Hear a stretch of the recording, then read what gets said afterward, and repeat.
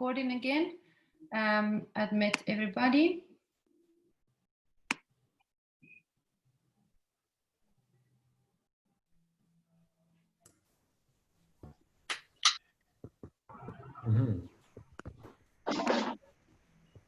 Loud. Good afternoon, everyone. Welcome to week 5 already of the SADC TFCA webinar series, session number 9. Before I start with just a very general introduction, if everyone just can turn their microphones off as well as their videos, we will have discussion time later. My name is Lisa Blenken. I'm together with Clara Boccaccino, organizing these webinar series. I'm with GIZ as a TFCA network advisor.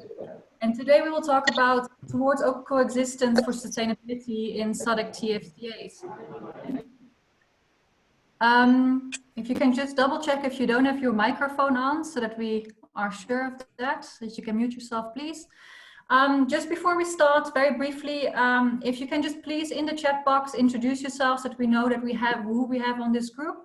So please type your name, your institution and country. And also if there are presentations and you have any questions, feel free to ask them even during your presentations. The chair of this session will take note of your questions and come back to them later. If we are in a discussion time, you're also free to raise your hand and you will be given the floor to ask your question directly to the speakers. The chair of today was originally Nambo Josephine Pinga, the TFCA coordinator of Namibia, but unfortunately on a very last minute she had been called in a meeting at her ministry that she had to moderate. So she's unfortunately not able to moderate this session. However, Dr. Clara Boccaccino, my colleague, will take over the chairing of this session. She's a consultant for the TFCA network and has worked very long on the TFCA field. Many of you might know her of her ahead time at GLTFCA. Clara, the floor is yours. Thank you very much, Lisa, for joining us again today. As Lisa said, we regret that Nambo had to give precedence to this government commitment that she had today, and she could not be here with us today. She's very sorry that she's missing it, and she's hoping to catch up later if possible. So thank you for bearing with us as we make a B plan. I would like to introduce you to today's presenters as we talk about coexistence for sustainability. The first presenter is Amanda Mugata. She is currently a lecturer at Midland State University of Zimbabwe. And then we have Dale Lewis from Komako in Zambia, very active in the Malawi-Zambia TFCA. And finally, we'll have a presentation from Dr. Alex Caron of CIRAD, currently based in Mozambique. So without much further ado, I would like to give the word to Amanda. You can please share your screen for your presentation and if possible, start your video so people can see you as you speak. And please, if you are listening to Amanda's presentation, have any questions or comments, use the chat box or raise your hand. And we will take a first round of burning questions from the audience after Amanda is finished with the presentation. Thank you, Amanda. The floor is yours. Okay, thank you, Clara, and good afternoon, everybody. I'm still disabled from sharing my screen, Clara, if someone can assist me there. Yes, sorry. Lisa, can you please stop sharing the screen so that Amanda can pull up hers? We cannot do multiple. Thank you. Thank you very much. You should be able to do it now, Amanda? Yes. Okay, thank you. Thank you very much, and apologies for the delay. Is my screen showing now?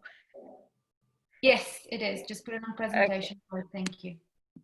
You can see my presentation? Yeah. Okay, thank you very much, Clara. Once again, good afternoon, everybody. And my presentation is on a legal perspective on sustainability framework for SADC TFCAs. So I'll go right into it.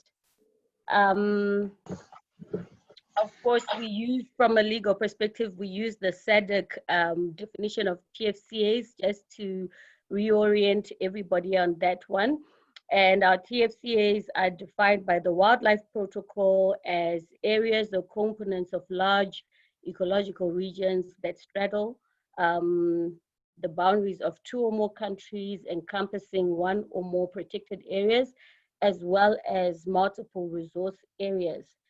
So it's important there that to note that these TFCAs, some of them include transfrontier parks, which encompass only the protected area components, whereas some of them, as you will see, there are quite a number of them from this picture, and I'm sure everybody's familiar with them. Some of them include expanded areas which have different or diversified land uses, including communal land, private land, hunting concessions, and other land uses. So this is, sorry, can you please go on presentation mode? Because we can see the whole, we can see the whole PowerPoint. Wir hatten ein Webinar. Okay, presentation mode. So if you click on that bottom right hand side, there should be a little screen that allows you to click on presentation. So that we don't see the side screens, basically. All right, there we go. Sorry about that. So there we are, different conservation areas in the SADC region. So the TFCA objectives are many, they're multiple, manifold, depending on the particular TFCA, but predominantly we find these 4 that are usually common across the board, which are biodiversity conservation. Some of them will say natural resources management, depending on the wording, and then also improvement of livelihoods or poverty alleviation is also another key objective of our TFCAs, as well as economic development and regional integration. So the more objectives can be seen depending on the specific treaty or establishing agreement of the particular TFCA. And many challenges obviously arise in these very socioeconomic complex zones. There's so many complexities involved in these TFCAs, and some of which I encountered in my study of the Greater Limpopo Transfrontier Conservation Area, which is showing here, include challenges with biodiversity conservation. You still see remnants of fortress conservation where people or local communities are excluded from the protected area management, from the protected areas, and where they are somewhat included, they're included in peripheral roles or in peripheral zones of the protected areas, and they have limited access to the natural resources within these protected areas. Then you also see some of the problems revolve around poverty and livelihoods. There's marginalization of these communities. You see, there's also been evidence of displacement, involuntary displacement, especially in the Limpopo area. And also you see there's lots of informal trade that happens there, and the rights of those informal traders are not protected. So their livelihoods with respect to informal trade moving across the borders are not protected, and therefore it's not stable. It's also obviously the common problems of human-wildlife conflict, and then health issues across the human-wildlife livestock interface. With respect to economic development, mostly these TFCAs have identified tourism as the major driver of the economic activities or the economic development. So most of the challenges revolve around tourism development in that area. So key among these challenges have to do with the revenue sharing between and amongst the governments. Then you also see an even distribution of the tourism products. You'll find in one country, tourism is booming, whereas it's not so successful in the other components of the TFCA. You also see reduced local control. Local control in tourism, meaning the local communities themselves participating in the tourism development. That is not very successful, especially in the GLTFCA. And then also we have the problem of economic instability. If you would look at, for example, at the situation in Zimbabwe and perhaps in Mozambique, as opposed to South Africa. So these are the challenges that arise, and obviously the COVID situation is accentuating the situation as of now.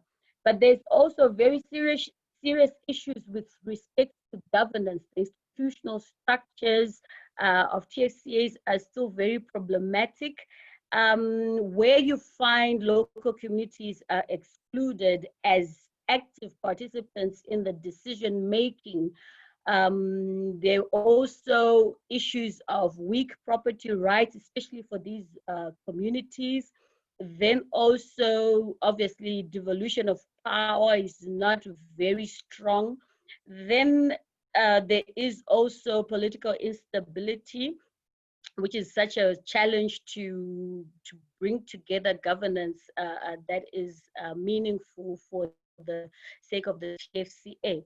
So these are some of the challenges, in short, that I've encountered in studying the GLTFCA, and I believe pervade across the SADC TFCAs.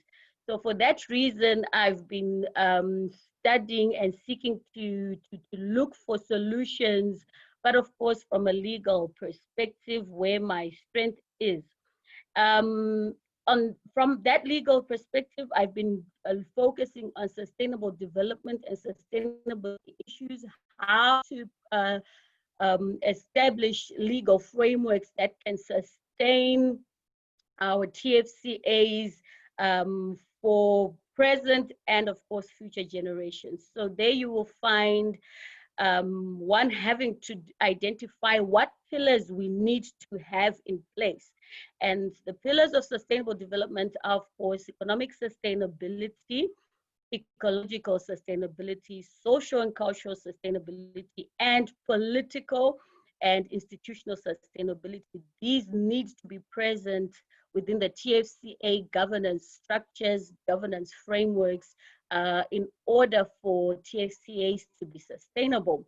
What does it mean from a legal perspective? It means we need to have legal principles that will govern the laws, or that will govern, yes, the legal provisions and the legal mechanisms that we would want to have to promote sustainability. These principles basically are sustainable use of natural and cultural resources, and that translates into a variety of issues. We have issues of protected areas management, biodiversity conservation. Then we also have, in sustainable use, economic activities such as sustainable tourism, which is a key one in the TFCAs. Then there's also other uses such as hunting, community-based natural resource management, transboundary natural resources management. There's also agriculture, livestock, fishing, cultural heritage fairs that happen in these TFCAs that must be sustainable or must be provided for in law based on the principle of sustainable use. We also have another key principle of sustainable development, which is equity and poverty eradication, which translates into social equity. Social equity here, I'm talking of, in the context of sustainable tourism, talking about social corporate responsibility of the economic enterprises that participate in the TFCAs, as well as human rights issues, come up here. Then also equity here and poverty eradication will talk about community well-being. Displacement and resettlement issues become also topical here, as well as local prosperity, dealing with legal linkages within the business or in the economic running of economic activities in the TFCAs, as well as, of course, employment quality, where we see the employment or labor standards for the communities that work within the businesses in these TFCAs. Also, I've been toying with the issue of the community common but differentiated responsibilities and capabilities, which in sustainable development has so far been used for between and against states. But I've been toying around with the idea of having it apply within the TFCA frameworks, where we are saying different groups before the law require different rights and responsibilities. Of course, when you look at state parties in TFCAs or participating country parties in TFCAs, they have different capabilities, and therefore, of course, we would expect that they've differentiated responsibilities. That trickles down into the domestic and local actors. So it's not, I cannot say it's a legal principle as far as I've been toying around with the idea, but it's at international level, there is that principle. There's also the principle in sustainable development of good governance, which of course is important in TFCA, and all the principles of good governance come into being there. Then we have integration, which is the bedrock of sustainable development.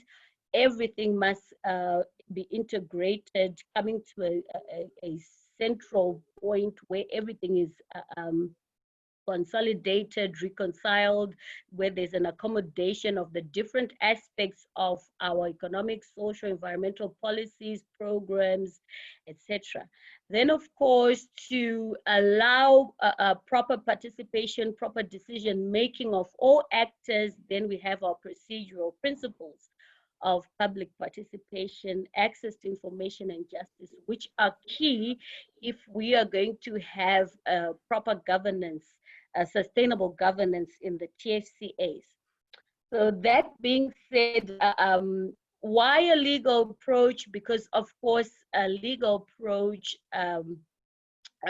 provides certainty as to the governance structures, and it creates authoritative, legitimate, and enforceable rules and norms and prescriptions by which the TFCAs can be governed.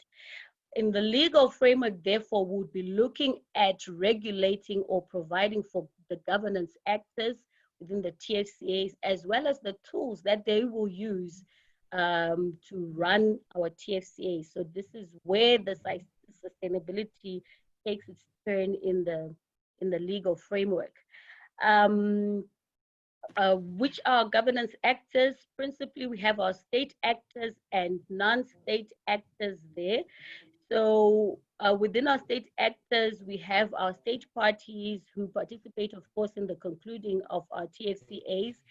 Then we have the joint management boards, and these different boards who are represented by aligned ministries. These would, of course, be the ministries responsible for protected areas management, ministries responsible for environmental protection, but also all other ministries are important because TFCAs have to do with economic development, with social development. So all other government ministries must be represented somewhat in the TFCA structures. Then, of course, our leading actors would be our protected areas management, who would be leading on the ground. Then we have our non-state actors that must be included in the governance framework, which are private landowners. As we would know, there are lots of private land within the TFCA. So those landowners are key in the TFCA governance structures, as well as the business entities within the TFCAs are important to be part of the governance structures. The local community is also very, very important. We also have NGOs at international and national, local levels that are also important. Civil society, as well as our donors, external entities. So which laws would we then have to incorporate in this governance structure for TFCAs principally, but not, this is not an exhaustive list, but we of course need to have laws at domestic level within the participating countries. We have to have laws that establish the TFCAs or that activate or domesticate the TFCA establishing agreements. We also need laws on protected areas management, which are of course always there, but those legislations need to recognize the transfrontier conservation area type of management within them in order to effect governance at national, at domestic level, governance for the TFCA. It wouldn't be enough just to have a TFCA establishing law. We also need laws on local governance to be part of the TFCA governance framework, because they also govern the local authorities at a provincial or regional level, at local level within the TFCA entities. We also need, of course, tourism laws. I specifically put tourism laws there because I identify tourism as the key driver of economic development in TFCA. So the tourism laws need to have provisions that recognize all these players in order to facilitate TFCA governance,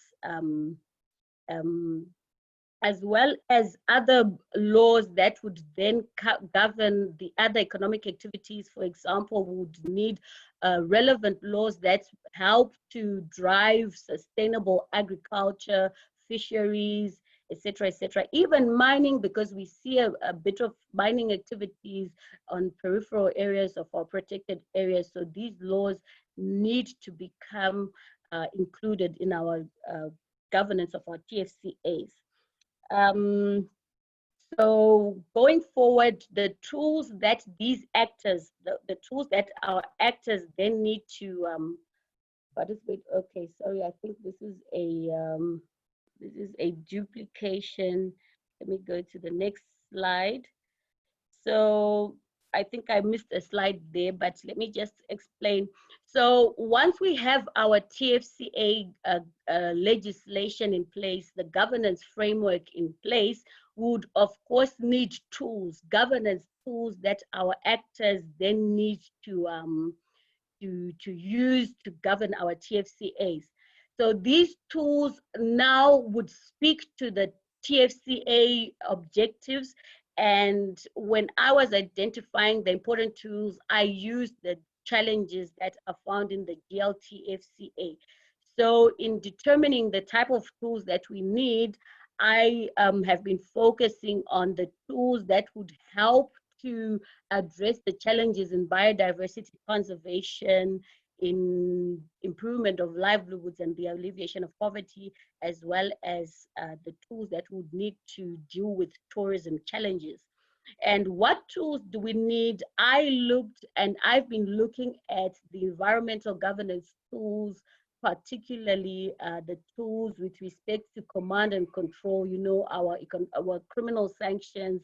At some point, we need to regulate, you know, have authoritative provisions, criminal sanctions, administrative sanctions like licenses, what do you call them, you know, other administrative sanctions like authorizations, permits, etc., etc. Then we would also need tools for instance, incentives, market-based tools like incentives. Incentives could be positive, negative, depending on the provision that you want to provide for there.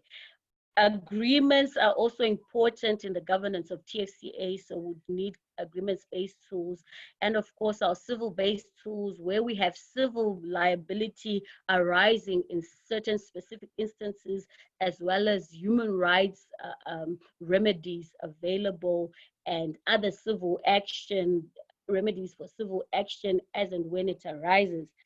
So then I go into detail on the tools. For biodiversity conservation, these are the type of tools that we have. We obviously need command and control tools for managing protected areas management.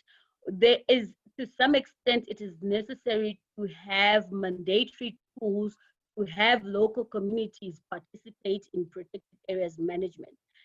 There must be mandatory tools also for community-based natural resource mechanisms. There must be mandatory provisions for benefit sharing. So we also would need administrative sanctions, those licenses, permits for businesses participating in protected areas, licenses to cater for biodiversity conservation. Amanda? Also, yes. Sorry, you have 3 minutes left. Yes, I'm almost done, thank you. So we also have tools like sanctions for poaching, illegal fires, illegal activity within the TFCA, within the TFCAs. We also need incentives for CBN-RM. Agreements are also important, conservation agreements between the different state parties. We also need rights, the enforcement of our natural resources rights, especially for our local communities. Then, of course, these rights always come with civil remedies and procedural rights. For the improvement of livelihoods, this is a little bit of the screen is, there's a little bit of this, it's smaller, but the tools, of course, some of them should be mandatory provisions to cater for poverty alleviation, to cater for provision of basic services, voluntary displacement issues.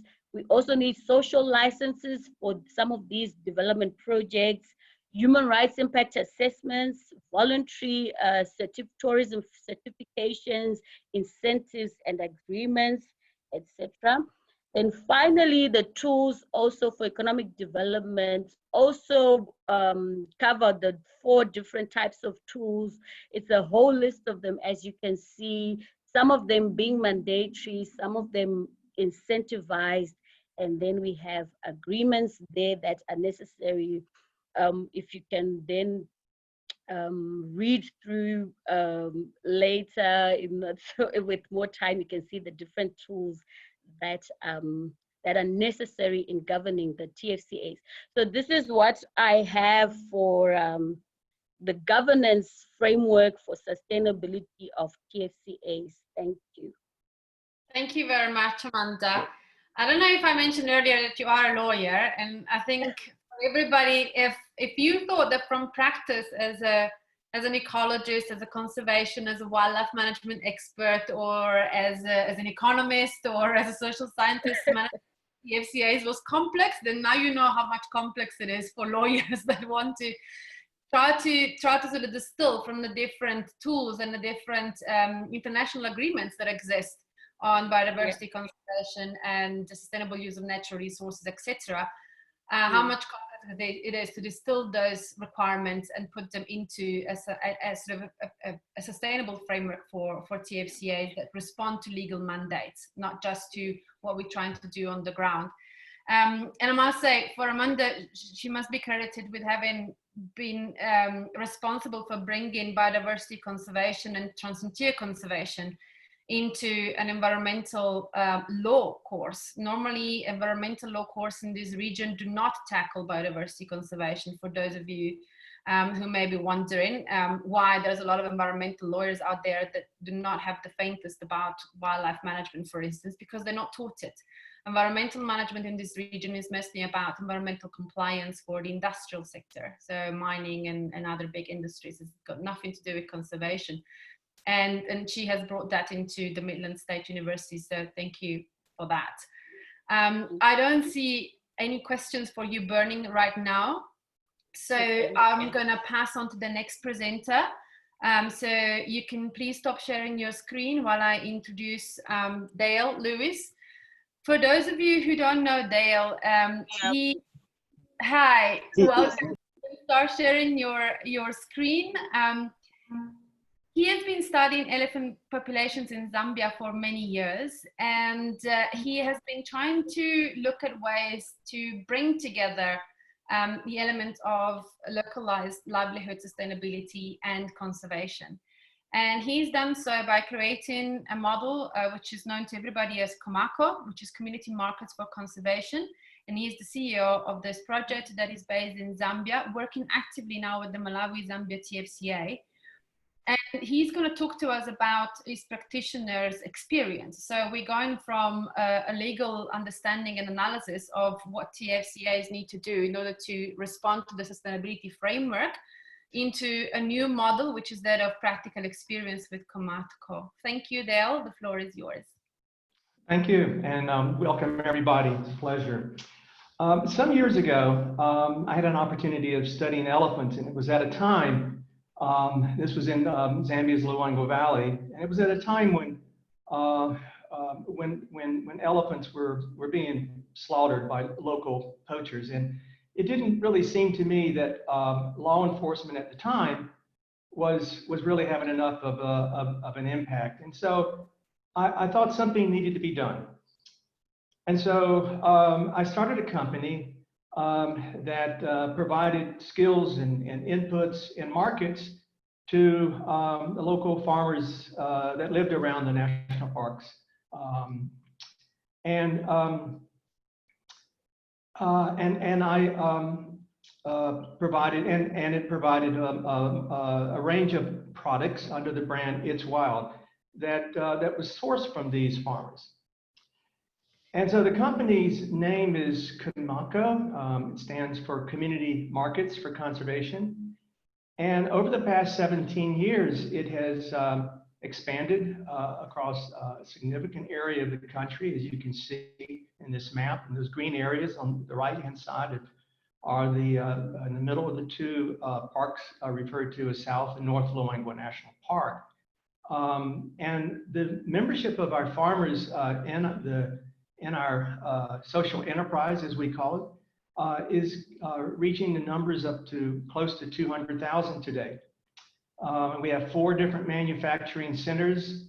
The farming area covers close to 125,000 hectares. And we do a fair amount of business through our partnership with these farmers. We're currently producing up to 8,000 tons of value-added products under the It's Wild brand. And over the past 15 or so years, we've been working with our communities. Over 1,900 poachers have handed over their guns and have become farmers. So what I'd like to really focus on is the fact that our company has become, over the years, and it has evolved as we've learned more about how to work with communities of small-scale farmers. When we started, I would have to say that a majority of the farmers really struggled to produce enough food and income to look after their families. And these were the underlying drivers for a lot of the conflicts that people would get into with their natural resources and wildlife in particular.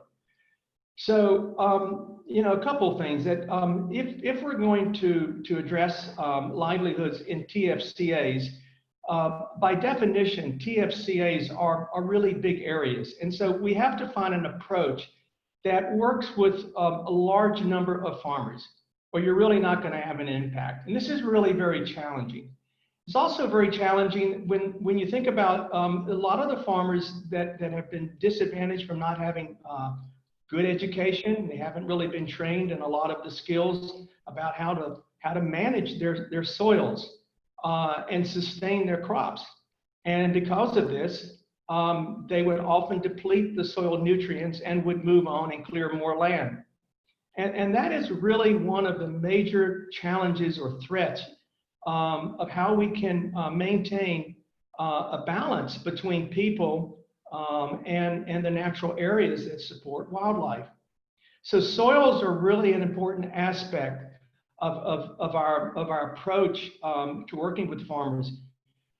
It's also can be expensive, and so to get our costs down, we have developed farmer cooperatives where we have learned and have convinced ourselves that cooperatives can become really the most cost-effective basis for farmer extension.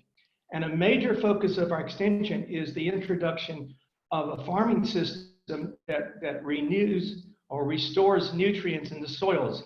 And you'll see in these pictures in the fields a tree growing in parallel in rows. And this is a tree called Gliricidia sepium. And I won't have a chance to talk about that tree much, but it's a very important part of our farming system, combined with minimum tillage and rotation with legumes. Well, from this farming effort and the training that goes on, as we have sort of transferred a lot of the extension to the work of the cooperatives, that part of the business, what the company of Comaco does is well, first of all, it's a really integrated company in that there are not really many middlemen. We really move the seed to shelf directly from the farmer through the commercial side that transforms the raw materials into a range of very healthy, nutritious products, as you can see some on the right-hand side. So this is the sort of flow of what Comaco does with farmers, and it's really quite interesting to see how a supply chain with so many thousands of farmers, you might think of it as being impossible and still break even, because you've got to collect these farm commodities and bring them into your plant. Well, I am convinced that if you can figure this out and you can keep farmers well nourished, adequate food security, and incentivized with sufficient incomes, people who perhaps were originally poachers will really realize, hey, wait a minute, this is a much better deal to join Comaco. They don't have to worry about being arrested, and they actually can make more money. One of the reasons they make more money is that these trees spare them the cost of fertilizer. The trees do the fertilizer for free. And that's actually been one of the main factors why a lot of farmers have just given up and went to poaching. So we have had, I think, a quite a positive impact. It has taken time, and I'll talk about that a little bit later. It's not easy to see these kind of changes, but it's very rewarding. The little graph on the left-hand side, we just realized from data that we collected from a national research institution that showed in the Eastern Province, one of the areas that we work, the orange bars showing a gradual decline in small farmers' income, small-scale farmers' income, whereas with the Comaco farmers in the blue, income has been pretty steady, possibly slightly increasing, and food security levels have been increasing. And I'm really very happy to say that even though it's taken a long time and a big chunk out of my life, when I said that, you know, we've got to find a better way of protecting elephants, and I'm not saying that, and I wouldn't want to be quoted by saying that law enforcement is not necessary. I would be the last person to say that. But I would say that I think in many cases, law enforcement may not be sufficient. And since January up to about mid-June, across much of the Comaco areas where we had been seeing elephant poaching in years before, not a single elephant had been poached. So we are beginning to see some positive traction, and also deforestation trends decreasing. So how does all this relate to TFCAs? And I'd like to bring this to home now, because that's what I've been asked to talk about. Well, look, when you've got you know, food security and income security in a community that didn't have that before, would be very difficult for communities to be very rational about many things other than just trying to get food on the table every day. And they would be quite desperate to do that in some cases. In our case in Zambia, our chiefdoms are ruled by chiefs, traditional leaders. They're wonderful people, very charismatic in many cases, and have a great deal of respect. they have great trouble being good leaders if the members of their community are poor and hungry.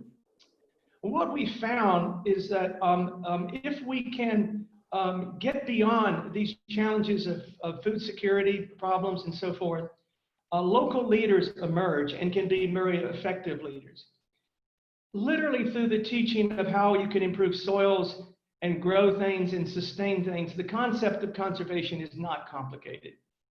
And the idea that trees are already developed and we can farm trees is not that complicated either, because traditionally there were many products that people would benefit from the local forest. Except today, we can add great value to the forest through carbon markets and through other products like honey and wild mushrooms, and that's what we've begun to do in a large scale. We have for example, over 35,000 beehives now hanging up in trees all across the Camacao areas. And so when we talk about opportunities of conservation, then the communities have to make a decision. Okay, if we're going to get the benefits from nature, we have to protect nature. And we've had a phenomenal amount of success, over 1.25 million hectares of community land put aside for protection.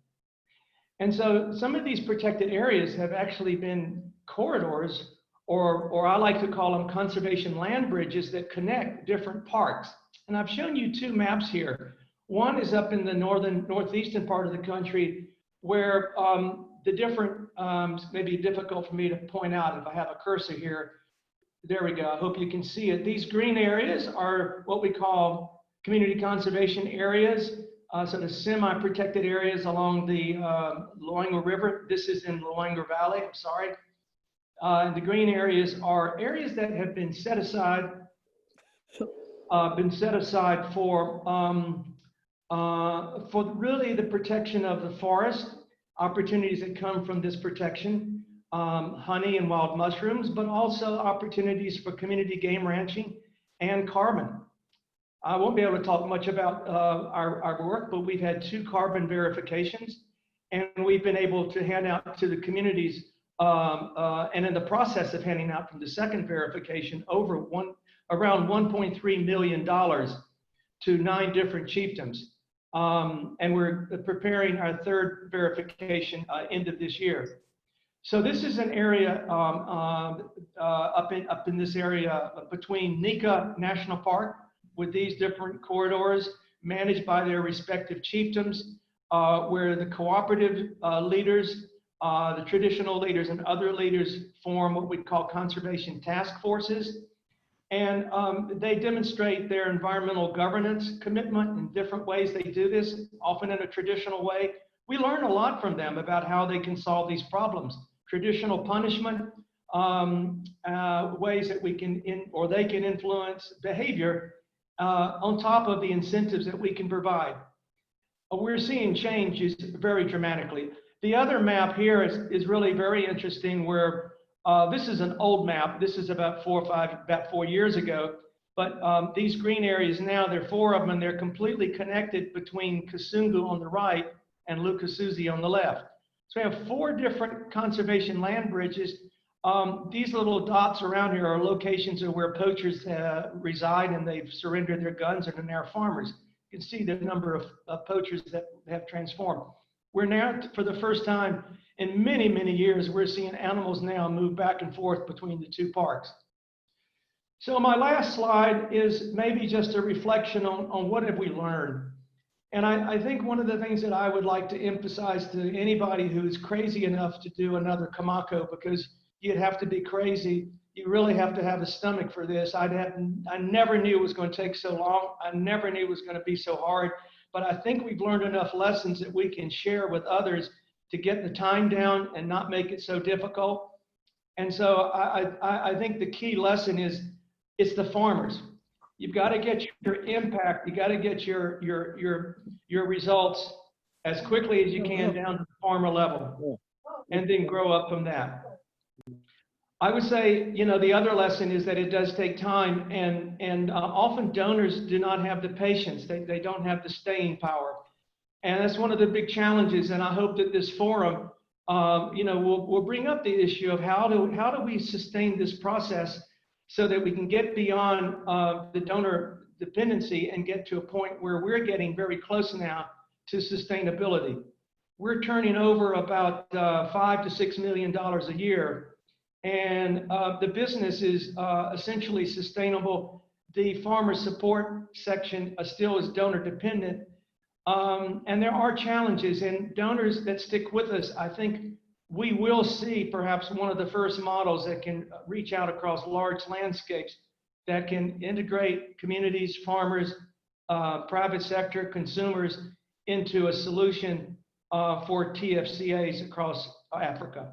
I'll stop there. Thank you.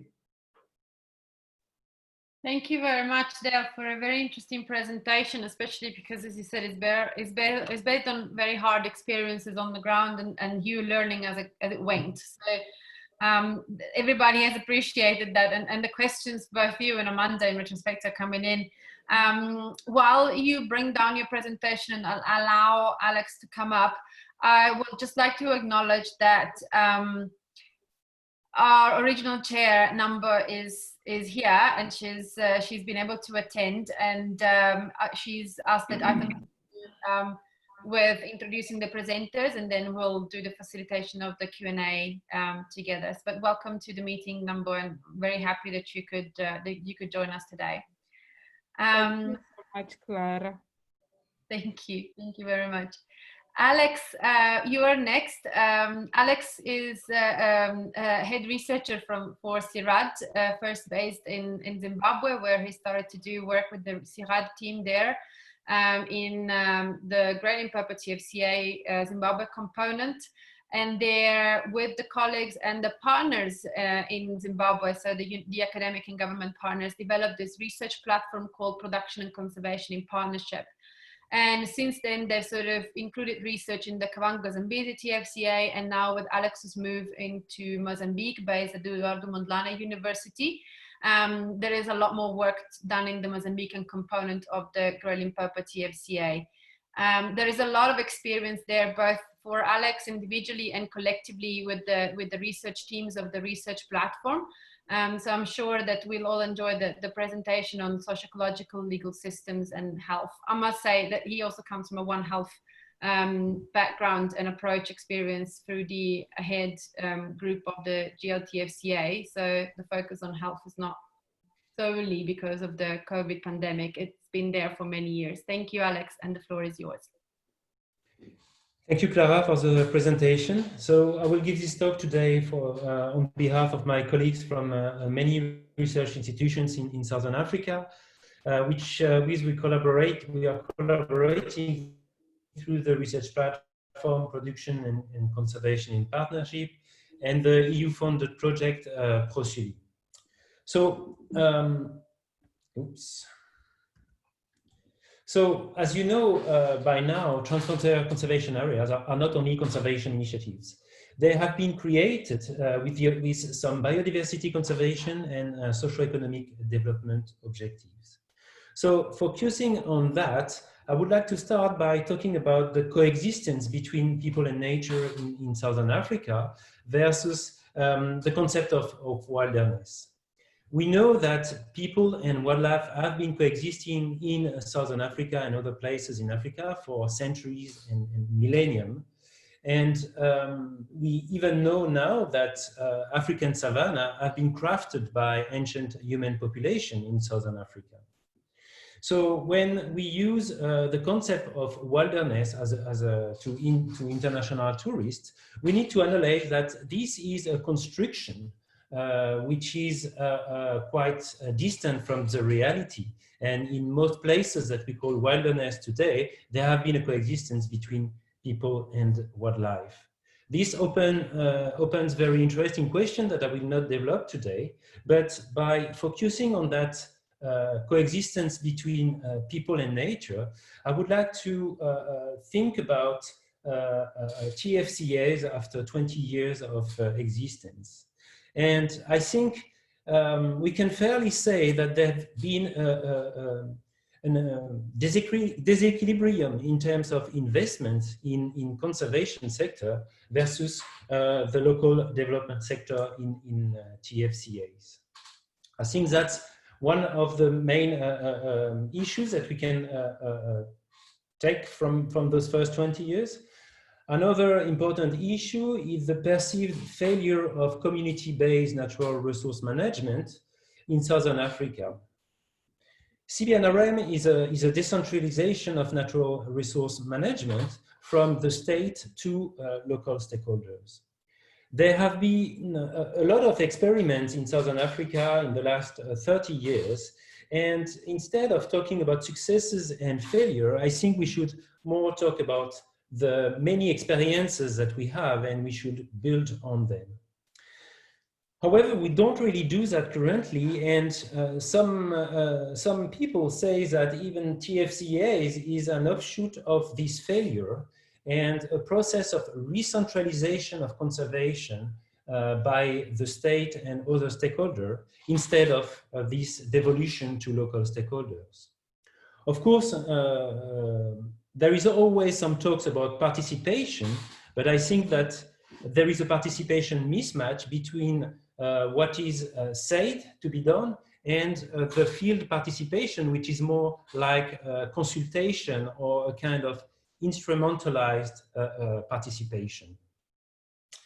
So reflecting on the current status of TFCAs, taking back the different issues have been mentioning, plus the militarization of conservation that we have observed in the last 12 years, mainly due to the crisis of the rhino poaching, we can say that currently TFCAs are not inclusive enough towards local stakeholders, and so they are not achieving their development objectives.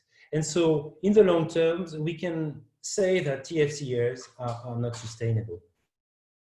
So how do we produce healthy TFCAs?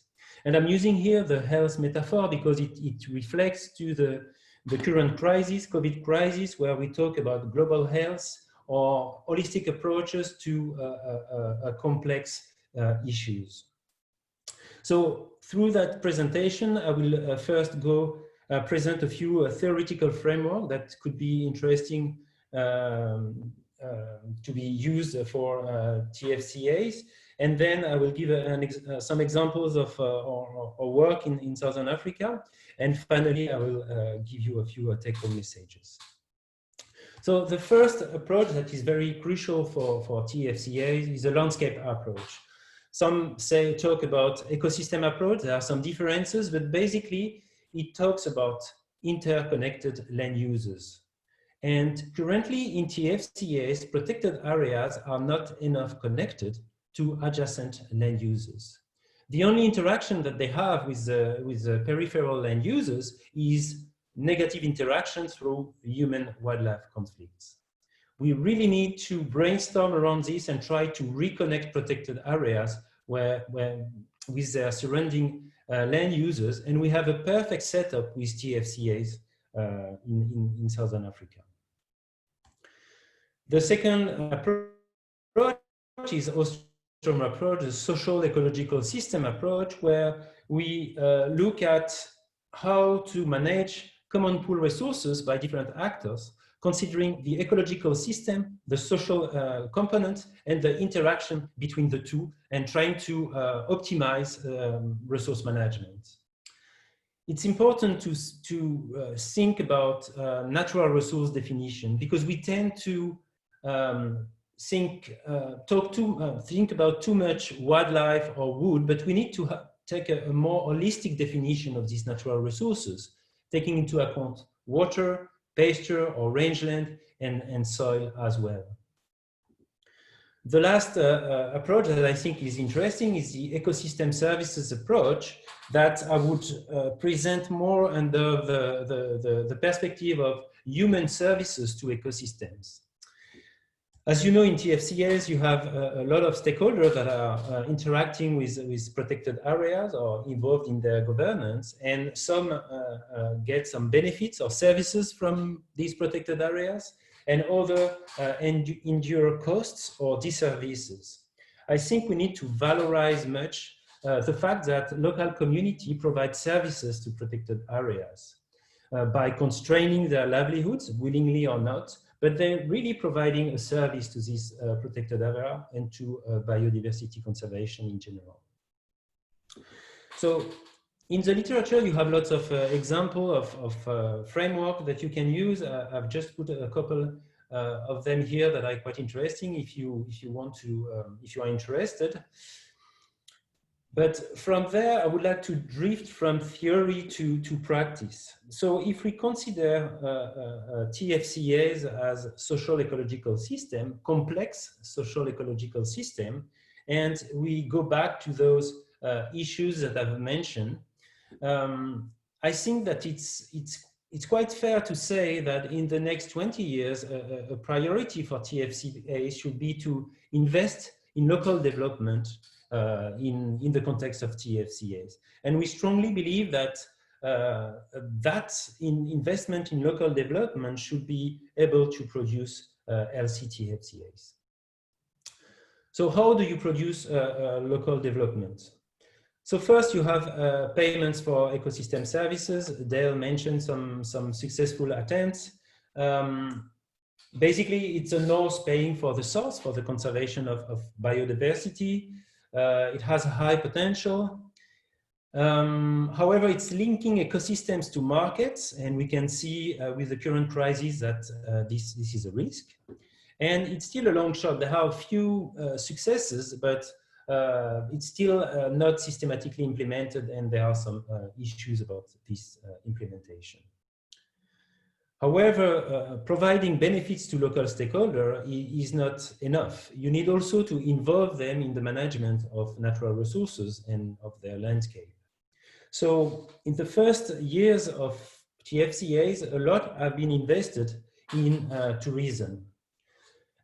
Tourism has a high potential, especially in Southern Africa. But once again, we are living now through this COVID crisis. We are observing how this links too much local communities, when we talk about community tourism, to global market. And this is a big risk. There is still a lack of fair economic models, I would say, in the tourism industry. And maybe there are some shifts in paradigm that we need to bring into Southern Africa. If you think about Serengeti today, you think about wildlife populations, you think about the Ngorongoro crater, but you also think about the Maasai. So how do we sell to international tourists that kind of product in TFCAs? I think it's one of the challenges for the future, in addition to trying to develop also regional and local tourism. However, we believe that one thing that local communities will never abandon and will always rely on is the pillars of their local livelihoods, which is basically agricultural production. This agricultural production is based on natural resource use, water, pasture, soil, wood, wildlife. It's based on indigenous knowledge systems that we need to value better. But those pillars are threatened by global changes, including climate change. So we try to strengthen and support those pillars, trying to diversify livelihoods, even within the agricultural sector, to adapt those practices and bringing innovation. However, bringing innovation is always something difficult because it often goes against local culture. And local culture is really part of people's livelihoods and people's well-being. And so if we fail to adapt and co-design innovation with the local stakeholder, it will be always a challenge to achieve sustainability in those innovations. We believe as well that there is a need for this issue to be tackled by rural development specialists in TFCAs. Conservationists have not been trained to fulfill this role. And building local capacity of rural development specialists specialized in the context of TFCA is for us an important issue. So I will take the example of the Promoting Sustainable Livelihood in TFCAs project funded by European Union. It's a project with 4 sites in Botswana, 2 sites in Zimbabwe, and 1 site in Mozambique. And in these sites, we approached local communities in TFCAs, and we asked them, how can we support their development and what kind of activities we could implement with them. So we started a participatory process, and during the first phase, 1 year or 1.5 years ago, we tried to identify with the local stakeholder what are the driving forces of their livelihoods. And so for the 4 sites that I mentioned, you have here some of these driving forces, and basically they are community governance, they are agricultural production, local culture and tradition, land use regulation and allocation, and access to natural resources. The big absent in this table is any driving force linked with conservation or with TFCAs, despite the fact that those communities have been sensitized and talked about the benefit that they will receive from TFCAs. So from there, we try to identify with each of these communities management options around natural resources. So we identify natural resources that were crucial. So here we're talking about water, and we co-designed and implemented management options with local stakeholders, trying to promote the governance of these natural resources with local stakeholders. It's amazing to see that if you properly engage stakeholder, you have a kind of proactivity that develops from local stakeholder, and straight away by themselves they build on this management option to link that activity with other activities in the area. So there is no technical innovation here. It's really purely based on participation, co-design, empowerment, and co-monitoring of what is being implemented, hoping that this will lead to sustainability in natural resource management. This process himself is not an innovation as well. I mean, we've been knowing this for 20 to 30 years by now. The only thing is it's not systematically implemented in TFCAs. First, by lack of knowledge, by lack of funding, by lack of time, as Dale mentioned earlier, or sometimes by a lack of will by practitioners. And while we implement those activities, we also train young researchers in postgraduate trainings on these issues. And in the last 13 years, we've trained quite a lot of these young researchers, and now they are working in academic institutions, in governmental services, in national parks, veterinary services, agricultural services, and NGOs linked to TFCAs. And we believe that this is a way to build the local capacities in TFCA expertise and to strengthen the links between research, extension services, and local stakeholders. So we are not the only one doing that kind of things in TFCAs, and we had a good example with Dale and Komako just now. The main main question is how do we go from the local level to the TFCA level? I think that's a crucial question for TFCA today. How do we scale up also from programs that are relying on individual leadership, commitment, and dedication to the TFCA level? And we believe that by building that local capacity is crucial. And finally, we observe that there is the link with research is often too weak. to be able to compare the different approaches and process in order to come up with frameworks and approaches for LCTFCAs. So to conclude, my take-home messages is I think we need to invest more in local developments in the context of TFCAs. There are other sectors that we can try to develop, but one important question is how do we prioritize and what are the priorities for TFCAs in the next 20 years? And we strongly believe that we should prioritize local development. So it means that we should maybe, that could lead to a new CBNRM 2.0, where we take a more holistic view of the management of natural resources. And this is important because it means that we can't implement pure development projects in TFCAs without having to link them to conservation. And I think it's a problem, and it's a mistake that we do by always linking our projects with conservation. People need to feel like they are central to TFCAs. And it doesn't have to be always the elephant of the lion, which is at the center of the attention. This opens the question also to the access of natural resources in protected areas.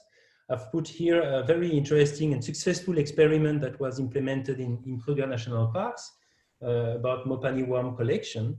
The problem is that program stopped as soon as the rhino poaching started in Kruger National Park, which is a nonsense in terms of long-term achievements in TFCAs.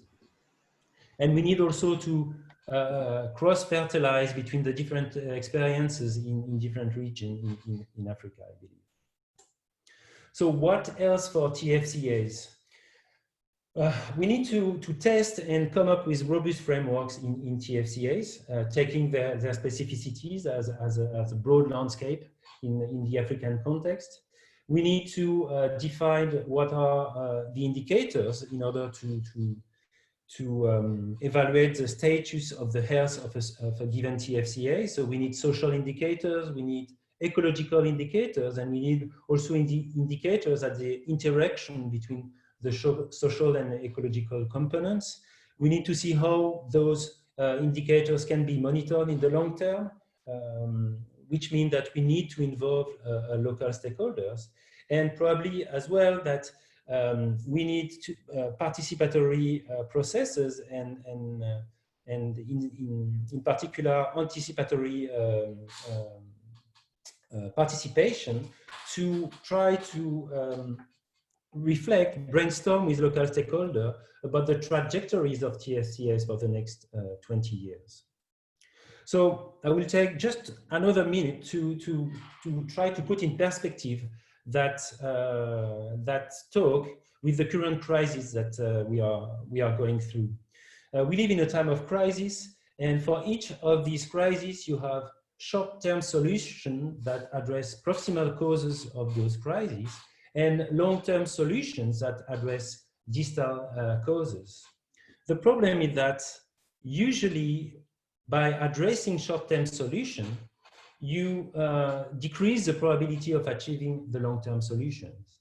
If we find quickly a vaccine for the COVID-19 crisis, we will forget about the problem of the destruction of nature and the globalization system that allow a pathogen to spread so quickly across the planet. So I don't say that we need to avoid short-term solutions. No, they are needed, but we always need to keep in mind those long-term solutions in order to have proper achievement. The problem is that when you go towards a long-term solution, you go towards complexity, and it's more difficult to grasp a solution and to implement them in this context. So I believe that for TFCAs in the next 20 years, we need to prioritize long-term solution in order to achieve or get towards healthy TFCAs. Thank you. Thank you very much, Alex. You can actually leave that last slide on. I think it does a full circle from Amanda's original presentation on sustainability. Because ultimately, if we use a sustainability framework for TFCAs, it means that we have to focus on the long-term solution, and that long-term solution is a process in any case. So it's adding complexity to that complexity. The fact that we can't resolve it with one action, but we can only resolve it with a process that continues and constantly adjusts to the changes that come from different directions. So thank you for that. Can I invite, please, Number to put her microphone and video on, and so Amanda and Dale for the last round of questions and answers. There has been many, and I see, Amanda, thank you for having started to tackle some of those in the chat already. That's very, very helpful. So because Dale hasn't been able to address those, I would like to just come up with a couple that I see have a common thread, so that we can perhaps start a discussion around it. And there is a lot of interest, Dale, on the market issue. So when you know, like, if I also think of my understanding and my knowledge in some of the TFCAs I've been active in, the problem with doing livelihood production at the local level is, what is your market? Do you even have a market? And often the market is the local tourism, but then you work in areas like the Limpopo National Park, for instance, in Mozambique, where you have no tourism, and the little that you have is certainly not enough to justify any agricultural production of any kind. So how did you address the question of markets, and who are your main markets that provide sustainability for Comacor? Thank you, Dale. Yeah, thank you. Well, one of the motivations to begin with was having tried to develop markets around wildlife that could really get the livelihood issues solved. There were too many barriers, political and otherwise. So what really changed my thinking was the fact that there were just a lot of hungry people out there, and there were not markets for these farmers that could incentivize the adoption of better practices. And so, quite naively, I would have to say that I thought, well, let's turn this around and let's find markets. Well, at the time, I didn't really know if markets existed, but I just assumed that you know, if we could produce products that were healthy and safe to eat and had a good story behind it, we could grow those markets. And so this month, in fact, we will be shipping our first container worth about $40,000, packed with our peanut butter, our honey, wild mushrooms, mangoes, and beans to the US. And there is a premium market of cooperative owned stores, and we've really created a very interesting relationship between farmer cooperatives in Zambia with cooperative stores in the US. Now, that's just one example. We're in all of the major supermarkets in Zambia, and the thing that's really interesting is that I think where we've seen the tourism market have its very unfortunate problems currently with COVID, and I think it's made us all wake up that we've been overly dependent on tourism. And I think we can appreciate that people who are that are, you know, living with the land and have ways and means of creating something off the land can be, in one way or another, can find a market. And I really believe that. I think there are far more cases of that being possible than there are where it's not possible. So, okay, maybe 10% there's a problem. We'll need another solution. But I think from what I'm seeing, at least in Zambia, that we're sleeping on a giant of an opportunity to create an amazing value chain from small scale farmers who once were challenged not even be able to feed themselves. It can now really grow healthy crops that are organic. They're not using chemicals with markets. So you've got to be a bit savvy. You've got to hire good people. You need a good CFO. You need a good business manager. You need good marketing people, salespeople. You build a team of people just like you'd build a team of wildlife scouts. But here we're building a team of people that keep people from having to poach. So I would say, you know, if you'd asked me 10 years ago, I'd say, well, I'm not too sure. But today, I'm so much more confident that this approach can work in many other areas in Southern Africa. Yeah, thank you for that. I think, you know, your last comment really brings it home in the sense that, and I am very much stand to be contradicted here by all of the participants who have a lot more direct experience in TFCA management than I have. But it seems to me that it has been left to grow organically. So when you say, oh, community livelihoods, they can produce products that then they can sell, it's left to communities to find those markets. And people that live in remote rural areas don't often have the knowledge, the eloquence, the capacity. You know, like I wouldn't be able to find a market if I were to start producing. You're right. Let me, yeah, because you've said, you know, when I was thinking about what I didn't say, and I often do this when I give a talk, I think of about 100 things that I should have said. And one of the things that I should have emphasized is that you're right. You have a producer organization that is remotely situated without the skills to get whatever they produce on the shelf. You cannot do this without a dedicated partner that is committed to the long-term process of getting them to where they can meet the requirements of getting the costs down in terms of your supply chain, the quality of product, the consistency of quality, the volume of product or commodities that you need to meet your demand. And that takes a company I mean, I think we're going to have to rethink our TFCA, that we're going to have to look for companies like Kamako. And I would also say that here we have a brand that could be a universal brand for Southern Africa. I would be only too happy to help fledgling companies to adopt our brand if they can adhere to the conservation standards that we are and grow the kind of drumbeat for conservation through markets that are responding to these challenges, both human challenges and natural resource challenges. But you're right. You've got to have a partner that is prepared to give away a big chunk of their margin to make this work. You don't do it for profit. You do it really for sustainability.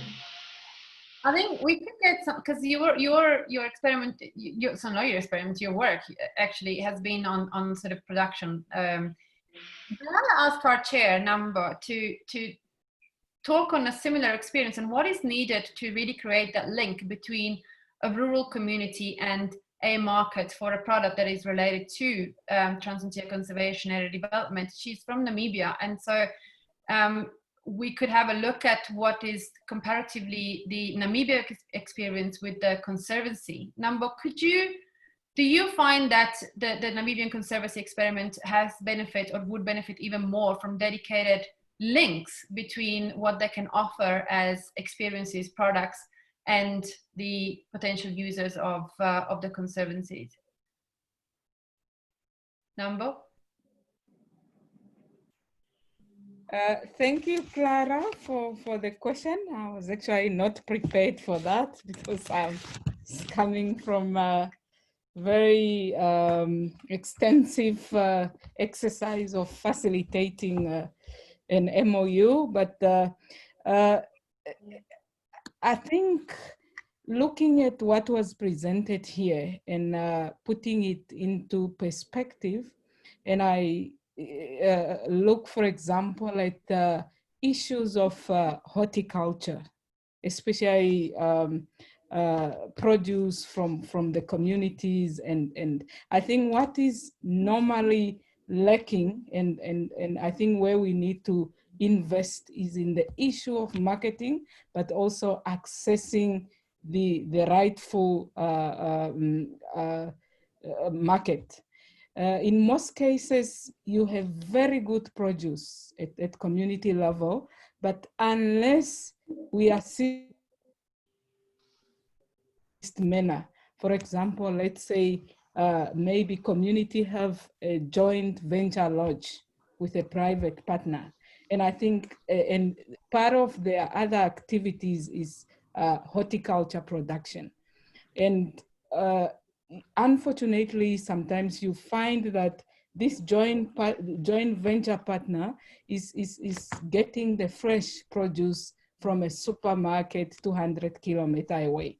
But you have sometimes the maybe not extensive capacity, but if you enhance capacity at the local level, and within part of this JV or joint venture agreements, the issue of provision of fresh produce then become part of what is in the package of this joint venture. Then you at the same time support or into a business with this community with regards to tourism management, but also producing food, not only for household consumption, but you can also provide the fresh products to the lodge, for example. And this can be done. I'm sure it have been done in some of the areas. And also, for example, some of the areas you have conservation hunting, for example, in Namibia, and in communal conservancies. And there is sustainable harvest of, let's say, springbok. It's an organic meat. And it's done in a very sustainable manner. And there are people who visit a lodge and they are quite interested in eating game meat.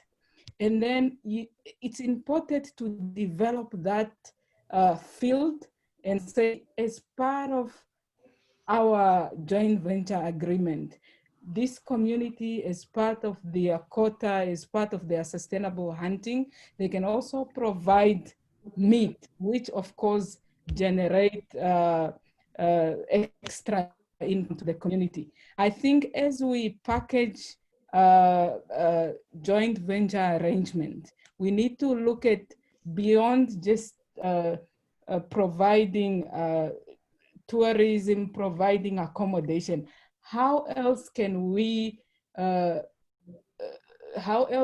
assist that CBO, but also going down to household level, where an individual household is owning a garden, for example, and in a manner that then provide maximum benefit at household level? Because you may find out that the general income coming to a CBO, it will be very difficult to go down to at the household level. But you can look at specific project which look at conservation agriculture, producing, but supporting at the household level.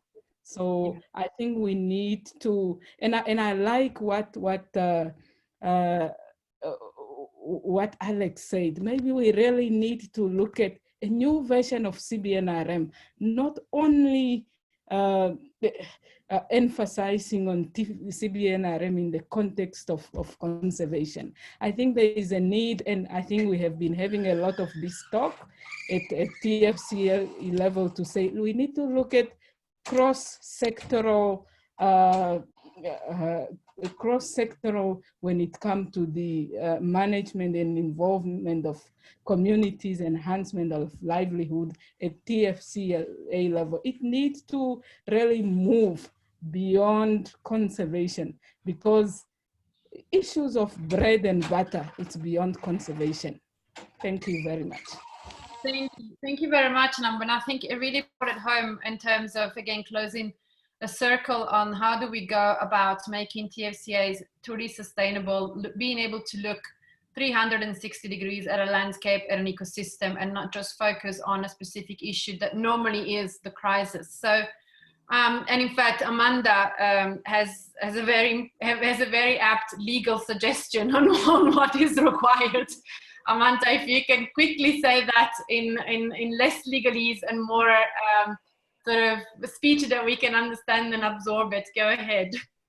Okay, yeah, what I was trying to say there in simple terms is that you find that it's important to have frameworks, laws that facilitate local procurement. So if we're going to say we have joint venture partners coming into the TFCAs to do business in there and promote economic development in there, it's important to have minimum legal provisions that enable them to to do local procurement, as in to get into agreements with the local communities for the provision of local products. So this, for example, would mean that if a tourism or if a lodge enters in, comes into a TFCA, there must be bare minimum provisions to say that you have to procure from the local communities at certain levels. Of course, you cannot force them to do it and to procure locally for everything, but there should be bare minimum provisions to say that you need to procure from the local communities, and then also laws to just say that, or to incentivize, to give incentives for joint venture partners to go into the local communities and procure for them for vegetables and things like that. So basically, that's what I'm saying, that the laws should be there to facilitate local procurement. And that's how you get the local communities to benefit and to bring in their produce into the economic field there. Thank you very much, Amanda. It actually brings me to a question that came for Dale from Martin Leineweber. Martin, do you want to unmute himself and quickly ask the question about conservation dividend to Dale, so we can have a look at other forms of incentives to link the economic development to the conservation objectives? Martin? Hi, Clara. Yeah, I was just wondering, Dale, if you could elaborate maybe on conservation dividend strategy and how that can be seen as one of these approaches under government incentivize communities beyond just to achieve conservation goals. Thanks. Okay, sure. I'm a real skeptic about just simply saying that if you provide markets, conservation problems will go away. We've seen many examples where that has not happened. So we think of all sorts of ways that we can leverage commitment and compliance and interest in making conservation profitable. That's the key, making conservation profitable. And the farmers do the conservation. So one of the ways you've mentioned is that at the end of the year, we undertake an environmental audit. It's an actual audit. Data is collected in various ways that look at forest, trees, farming, and governance. And we rank the scores, and this is a very transparent process. And then we decide if those that have met the kind of the percentile score that we've set as being real achievers and those that are real doers in getting the job done. We put aside money, and we also take donations and try to put as much money together. And then we hand it out 90% to the cooperatives that they can support their ways and means of helping their members in terms of various services that they provide, and 10% to the local chiefs, who are the real stewards of their culture and the conservation values that we want them to commit themselves, their local leaders, to. It's really, I do believe that, change happens with incentives. People want to get something. And so conservation dividends is one way they can get something to improve their opportunities in various ways, mainly through the cooperatives. I hope that answers your question. Martin, does it answer your question? Yes, absolutely. Thanks. Okay, great. Thank you. We are coming on to the hour, and I would just like, in conclusion, to note a comment from Priska Mugabe, who says that we need to unapologetically respond to the livelihood needs of the TFCAs, local communities, and I think you'll find solidarity with that statement from a lot of the people in this group, not just in the presenters for today's session, but also those in the previous sessions. And link that up to what Holly was saying in the chat, that, regardless of whether it is tourism or not, any financial advisor will tell you that to have a portfolio of income which is based only on one activity is really not going to yield very good results in the long term, because it's not risk averse at all. So I would like to go back to Alex and who proposed the CBNRM 2.0, which Steve also very much appreciated and noted that, you know, now we know a lot more about what CBNRM can look like, and we also have had plenty of reviews of the CBNRM programs both in Namibia and Zimbabwe. So Alex, if you were to give us one final snapshot of what are the critical issues that a CBNRM 0.2 should look into, or, you know, as a starting point, should look at it to start from as a foundation, what would those be? And then we're going to close for the day. Thank you, Alex. Go ahead. Thank you. Well, I think that first thing would be CBNRM will not be linked at any cost to conservation. We could do CBNRM in TFCAs, but purely on local development, looking at water management or rangeland management, as Earthing for Health is also developing, for example. So to me, that TFCAs give us a perfect setting to implement that new CBNRM based on, yes, on the experiences that we had in the 80s and 90s, and also all the new experiences that we have today. Yeah. It seems that we really need to build on that and use the basics of stakeholder engagement and participatory processes as they have been defined by a previous expert. I think my main feeling is that we know the way to go, but it is complex, so we usually don't take it. And I think we really need to brainstorm first, and then just get to that on that pathway for TFCAs. Yeah, thank you, Alex. Yes, I've had a similar conversation almost 10 years ago with a park official who told me that it was not possible to do any CBNRM because it was just too time consuming and too much effort for no return. And I'm like, well, you know, maybe you wouldn't have had the crisis you have now if you'd done it to begin with 15 years prior. But so let's be smarter about how we go about it in the future. Let's learn from all the countries, and let's learn from all the TFCAs that have a mixture of governance systems and a mixture of interactions with their local communities. Thank you very much to all of you, presenters, for your time and your knowledge, participants. I am so sorry that we couldn't get to all of the questions in time, but you will find the recording of this and you will find the presentations on the SADC TFCA portal. The recording is already available after this session on our Facebook page, SADC TFCA program. Thank you, everybody. I would like to remind you that we have a deep learning session on Thursday at 1:30. It will be a deep learning session on coastal resources, and we will have a presentation and an in-depth discussion with Miguel Gonçalves from the Maputo Special Reserve, who is managing the reserve as part of the Lubombo TFCA. And the moderator will be Lasvayo Motseki from SADC Secretariat Fisheries.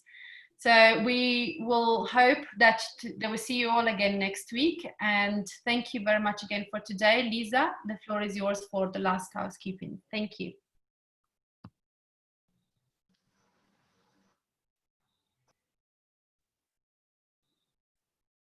Lisa. Thanks very much, Clara. And I think it was a great session. I thank you also for all who contributed on the chat with all your questions.